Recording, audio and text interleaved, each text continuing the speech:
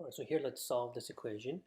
We have 9 times the quantity 3x minus 5 equals 12 times the quantity 3x minus 1 minus 51 here. All right, so seems to be a lot going on here. Okay, now we know that whenever we see a parentheses, right, we want to sort of get rid of the parentheses, and that means we have to distribute any term that's in front, right? So when we look at the first parentheses here, we see there's a 9 in front. So we want to multiply each term inside by that 9. Okay, and that will get rid of the parentheses here, right? So 9 times 3x is 27x. And 9 times 5 with the negative here, right? That's negative 45. And then on the other side of the equal sign, we have a 12 times 3x, which is 36x, minus 12 times 1, which is minus 12, minus 51. Okay, so that's the first step, right? Getting rid of all the parentheses here.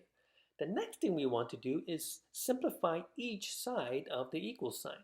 Now, when we look at the left side of the equal sign, there's nothing to combine, right? Which is good, right? There's two terms here. We have the term with the x and just the number here, right? So that's good.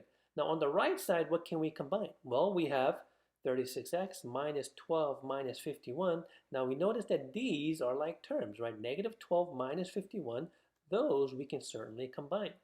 Okay, let me go ahead and write everything out. So we have 36x minus then whatever 12 minus 51 is. Remember, these are both negative, so we want to sort of add these together. So we get minus 63 here. Okay. So now we have, notice we have two terms on the left, right?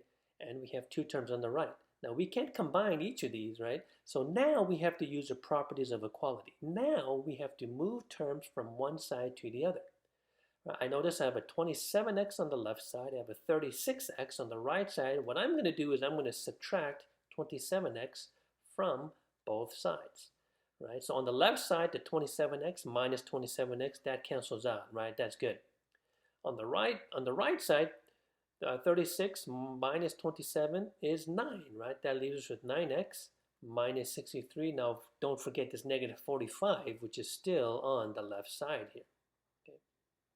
Look, how many terms of x do we have here? There's only one x term, right? So that means we sort of have to get rid of this minus 63 here, right? So we want to then add 63 to both sides. Remember, we're isolating x, right? We're isolating this x here. So we want to move everything else to the other side. Here we want to add 63 to both sides. You notice on the right side, right? Negative 63 plus 63, those cancels out. We're actually just left with 9x on the right side. On the left side, we have negative 45 plus 63, right? That gives us positive 18 here. Now, what is the last step going to be here then? Well, we know we want to solve for x, right? But there's a coefficient, right? It's a 9 times x, right? So using the properties of equality, we can divide both sides by 9. And notice on the right side, what do we get? 9 divided by 9, which is just 1, or just 1x, right? That's good.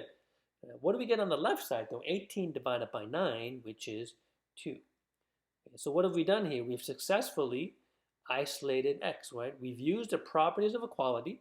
We've distributed, we've combined like terms, and we've isolated the x to get the final answer, right? In this case, that's the solution, right? X equals 2.